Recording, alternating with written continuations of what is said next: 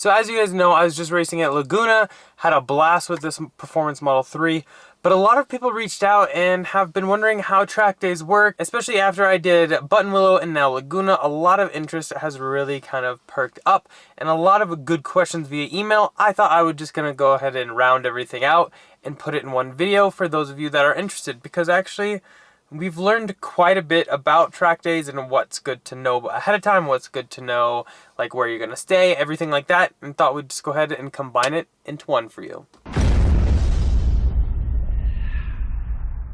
So first up, how to be prepared for track days. What you should kind of think about ahead of time, what you should probably bring with you to the track. So yeah, first thing first, it will probably be this Astro. It is a tire pressure bleeder. And this is something that's great to bring with you to the track because when you normally are driving, you're gonna be about 45 PSI. Well, after you do a couple laps, you're gonna jump up significantly and you wanna make sure you can drop that. So normally when I get to the track in the morning, I'll drop it to about 37. That way when your tires heat up a bit, you'll probably be about 40-ish. Sometimes though, I'll even drop it lower, so I'm about 35 to 40 PSI throughout the day. Gives you a little bit of extra grip, but this will make your life so much easier. And actually it has this like little light on right here. Let's see if you can see that. So there's without the light, there's with the light. But this just hooks right in and then it will read you the PSI, and then you can just use this little bleeder valve right here to drop your PSI to whatever you need it to. This is a great addition. I highly recommend one of these. I'll go ahead and link all these products down below too, but speaking of tire pressure bleeding, at the end of the day, you're gonna need to refill it. So I experimented with a bunch of different tire inflators. Some were super slow, some were super loud. This one is very fast and actually very quiet for what you get. It comes in that nice little bag right there. But it is just this little unit right here. It's got a digital readout. It's got everything. It's great. Fills tires up really quickly, which is awesome. It's got a light should you need it, and it just plugs right into your cigarette lighter. I think it was like $30 or so, but at the end of the day, you're gonna need to refill your tire pressure back up to, I would recommend the stock, which is like 45. That way you can get the best kind of range and everything and not wear your tires down too much, especially long distance driving if you drive in from out of state like I do. Next up is not really a required item by any means, but it's kind of good to gauge. Speaking of which, it is a tire depth gauge. So this is probably a good idea to have, especially if you're tracking your car, because you can wear down your tires pretty quick, especially if you are new to it and doing a lot of donuts. So this is great. You just put it on there, push it into the little tire tread, and it will actually tell you green, yellow, and red. It's just a good idea to kind of keep in mind because you don't really want to be driving off the track in bald tires. So when you are at the track though, you are going to be required to wear a helmet. So I went ahead and bought my own. Most tracks though will rent you a helmet. Should you do that, it's totally up to you. I decided just to buy one because I do a lot of track events and it was just made more sense. You don't need a carbon fiber one. I just did it because YOLO. But a helmet's not a bad idea, especially if you plan on going to a couple track events. I would just pick up my own. They can be had pretty cheap. Just make sure you get a Snell rating and a Snell approved helmet. Not a bad idea to just get your own. I think most tracks rent them out for between like $20 or so a day. So you can kind of do the math, see if you're going to be doing enough track days or anything. But also when we go to the drag strip, you're required to wear one of these. So if I would have been renting one all this time, it probably would have already paid for this, which is why I went ahead and just bought my own. Another great thing to carry with you is going to be some jack pad tools. Should you have any issue, you can safely jack up your car. Most tracks will have like other people there with jacks and stuff, so you can probably use one of theirs if you ask nicely. But it's a good idea to have a jack pad of some sort so that you can safely do so. So along with these, I bring some other miscellaneous things like zip ties for your transponder, a knife to help get the zip ties off, some tape so when you put your tow hook in, you can kind of tape down the cover to make sure it's not going to flap and fly around. So a lot of people are probably wondering why the tow hook. Well, tow hook is required on every car that's racing in case they need to pull you out of a sand trap or something like that. And then these red devices right here are actually what record your track time. So those are just your little transponders right there. And those are what you want if you want to know your time. So that's why most cars actually have that. It's relatively cheap. It's about $10 to $20 a day to rent. If you wanted to buy one, they're like 500 bucks. So make sure you always return yours so you don't get charged. And then last thing I would say is going to be like cameras and such. Now for most people, a simple GoPro with a little mic on top will do the job. I would definitely recommend some kind of windscreen at the track events because you will be required to keep your front windows down. So that'll really help. Now, do you need a camera like this? No, a lot of people will actually use their cell phones, so that's something you can easily do. And actually, when I was live streaming for like 2.5 hours at Laguna, I bought a simple lav mic and plugged that into the camera, and that really helped cut down on wind noise. So at the very least, maybe do something like that if you wanted to post your footage anywhere.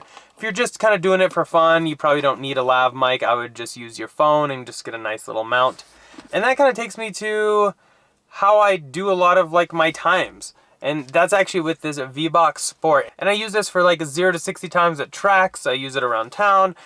You can also use this and pair it with the Harry's lap timer, and that's what I did for Laguna. And that way you can get your lap times yourself, which is kind of nice because what I was able to do is incorporate this, which pings off a bunch of satellites for GPS, which is super accurate. And then I was able to just mount my iPad like right here, use the camera on it, and overlay all the statistics. It worked out really well. Only complaint with this is they only work with Apple products. Hence the reason I have an Apple product, because I don't have Apple phones or anything. But if you do have like an Apple phone, this would pair great with that. So one other thing to keep in mind. And maybe it's just me because I drive in from out of town, but I normally like to wash my car before the track events because they have professional photographers there taking all kinds of photos, and those photos are pretty bomb looking. I do have this like little water squeegee, so when I go to a car wash, I normally have some microfibers that I can kind of foam the car and then use that to wash it. And then this will just really help dry it. This is actually a great tool. I've thought about doing a whole video on this. I just don't think it would be that entertaining. This is a great tool. Definitely recommend some kind of water squeegee. So yeah, that's going to be the big things to probably take with you, along obviously with some like water and maybe some snacks. Normally the tracks do have some food vendors set up and everything, but it's nice to just bring your own. Next up, the hotels. So a lot of people are actually driving in for these. Some people actually don't need a hotel or anything, but for me, I do. So I always try to find a hotel next to the closest supercharger to the track. I find that easiest. That way I can hopefully charge the car while getting ready in the morning or whatever. That way I don't necessarily have to sit with it, because you are going to want to get your car to 100% or as close to right before you go to the track. And speaking of superchargers, like I said, try to get them near the hotel and as close to the track as possible, because in between sessions, you're also going to want to try to run to the supercharger and top off your car and get as much charge as you can, because a session I was using 100 to 150 miles of range. And so my first session I was fully charged, it went great. The second session I was at like half state of charge, and I could really notice a decrease in power output, especially on those straightaways. I really couldn't get past like 92, but with the full state of charge, I was getting like 107 plus. And then a lot of people have actually reached out and asked, how does the track day work? Like, how does the flow work? So when you arrive on track, you'll want to make sure you get there early just to make sure you can find everything. But you will need to sign in, get your wristbands, all that. And that's where you would rent a transponder for the day. And then after you get all set up and everything, normally you will have your first driver meeting. And this is going to be going over things like your flags, what point by passing is for those of you that have never been to a track before, different kind of safety guidelines, what to do if you spin out on the side of the track, etc.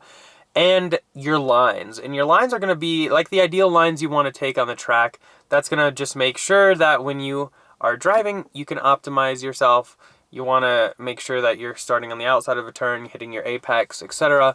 So you really actually can learn a lot from these first driver meetings in the morning. And then as you go throughout the day, especially for the beginner groups, you will have like a download meeting after each session. It normally only lasts about 10-15 minutes, but it's where you can talk about like what problems you experienced. Was someone not doing point buys and you were getting stuck behind people, or like Did you have an issue on one turn and you can ask about it? Stuff like that. It's actually really good to talk to the driver instructors about that. Just a tiny bit to get back on the straight. So like I got on the green outside of the... So you guys got to make a judgment call when that happens. So let's just say you come through a corner and you run wide, which is the outside, and you're now 2 wheels are in something, not track anymore. You really have to decide whether you need to get that car slowed down and point it straight and come to a stop, or whether you can safely gradually bring it back on. But just enjoy track day. It's a great time to catch up with everybody. Met up with a bunch of cool people, especially at Laguna. Buttonwillow was amazing too. So we had a great time. In enjoying it, you want to make sure that you keep it within your limits. A lot of people have asked, will regular car insurance cover you at a track? The answer is no. Most will not. So there is a separate thing you can buy called track insurance, and so when I was at Buttonwillow, I did not opt for track insurance, and actually most people don't. They just make sure they drive within their limits. But at Buttonwillow, there weren't really many walls to hit, only in like that straightaway, but around all the corners and everything, there was plenty of land. Now at Laguna, kind of a different story. A lot of walls there, a lot of really tight turns. We actually spun out once. It happens. So I decided to get track insurance for Laguna just because of all those extra hazards. Now the idea behind track insurance is if you get in an accident, it will help pay. Keyword help. So track insurance actually has a $10,000 deductible and you pay based on the value of your car. So this Model 3 I valued at about $100,000 because with all the mods and everything I've done, it's about what I have into it. So that was about $490 for the day. But that would cover anything over $10,000. But that also does help insure the track too in case you damage anything at different levels. I think it's like a 1 million or 2 million kind of thing.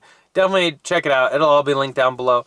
But again, most people don't even worry about it and just drive within their limits. And since we talked about mods, I think it would only be fair if we kind of talk about the mods that I prefer. So there's a lot of different things you can do to your Performance Model 3. There's sway bars, suspension, brakes, different aero, all kinds of cool stuff. In my mind though, the best mod you can do to the Performance Model 3 is the sway bars. So Unplugged Performance is actually who makes the sway bars that I use. You can really feel the different body roll and I absolutely love those. I really wish there was an easy way to convey that and show any kind of data in a video, but you really can't tell unless you're actually experiencing it in the car. Sway bars versus OEM sway bars.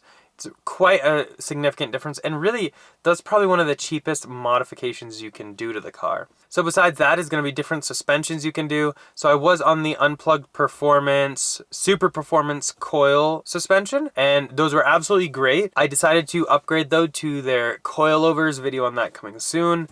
But they just provide a lot more flexibility and changing in different environments, and that was something I was a huge fan of. So that would probably be like my number 2 mod. Number 3 mod, kind of tied with number 2 also, is going to be different brakes.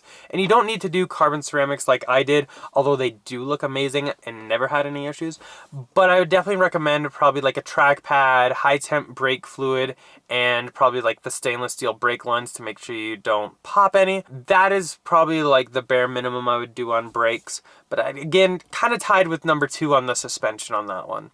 And then number 4 is going to be like aero mods. So we do have some aero mods on this one and a lot more coming. And then, I mean, if you really want to take it far, you could go with the racing seats like this. You could gut your car. You could do all kinds of other cool stuff. But yeah, hopefully you guys enjoyed that. Absolutely had a blast at Tesla Corsa this year for Laguna.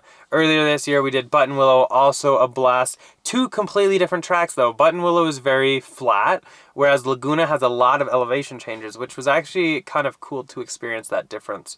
So if you guys are looking to ever track your Teslas, definitely check them out. I'll link down below and come join us for a track day. Come out, say hi, meet up with us, and really like have fun with your car. Enjoy it because track days are so much fun. So many cool people. It's really cool to see like the different mods people do too and everything. But that's basically it for this one. Hopefully you guys enjoyed it. As always, huge thanks to our channel sponsor Abstract Ocean. If you guys are looking to accessorize your Model SX or Model 3, definitely check them out. All linked down below. Using code Tesla Inventory will get you 15% off your first order. We have this awesome matte wrap down on the center console because I really hate that gloss because it shows so many fingerprints and everything. We have the matte screen protector, absolutely love it, really cuts down on the glare, as well as the carbon fiber dash wrap. A lot of really cool accessories though, so definitely check them out. As always though, thumbs up if you enjoyed that video. Go and click here to subscribe here for some other ones. We'll see you guys in the next one. Bye.